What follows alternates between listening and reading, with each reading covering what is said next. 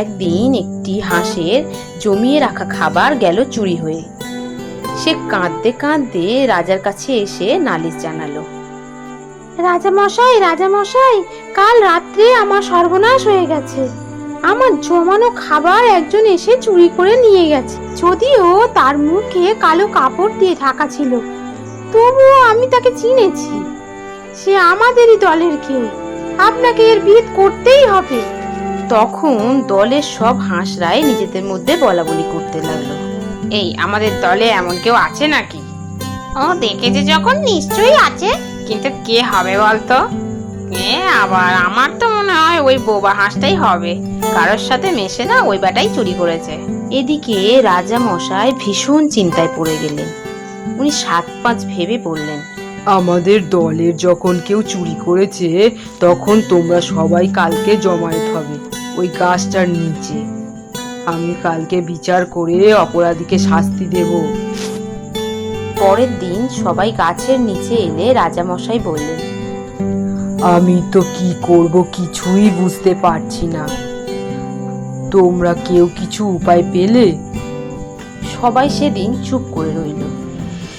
আর সেদিন বোবা রাজহাঁস বলে উঠল, রাজামশাই, আমি এর বিহিত করতে পারি যদি অভয় দেন। তার আগে আমি একবার চুরি যাওয়া খাবারের মালিকের সাথে কথা বলতে চাই।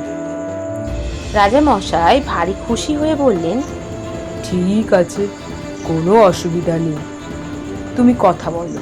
তখন চঞ্চু খাবার মালিকের সাথে কথা বলে রাজামশাইকে বলল, রাজামশাই, যে হাঁসটি খাবার চুরি করেছে তার মুখে কাপড় বাঁধা ছিল ঠিকই, কিন্তু তার পায়ে একটা কালো দাগ ছিল।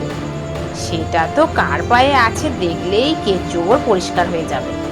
তখন রাজামশাই বললেন, আমি সবার পা দেখার অনুমতি দিলাম। তখন পেঁকু নামের একটি হাঁস ভয় পেয়ে গেল। সে ভাবলো, এবার তো আমি ধরা পড়েই যাব। তখন সে চিৎকার করে বলে উঠল, রাজামশাই, আমি চুরি করেছি, আমাকে ক্ষমা করে দিন। তখন রাজামশাই তাকে শাস্তি দিলেন। ওকে মৃত্যুদণ্ড দেওয়া হোক। সবাই সম্মতি জানালো, কিন্তু চঞ্চু, মানে যাকে সবাই বোবা বলে ডাকতো, সেই বলে উঠল, রাজামশাই, ওকে ক্ষমা করে দিন।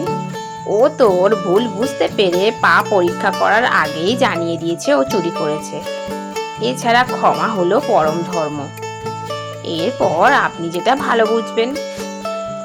রাজামশাই চঞ্চুর কথা রাখলেন এবং সবার উদ্দেশ্যে বললেন, অবান্তর কথা বলার থেকে সঠিক সময়ে কথা বলাই শ্রেয়।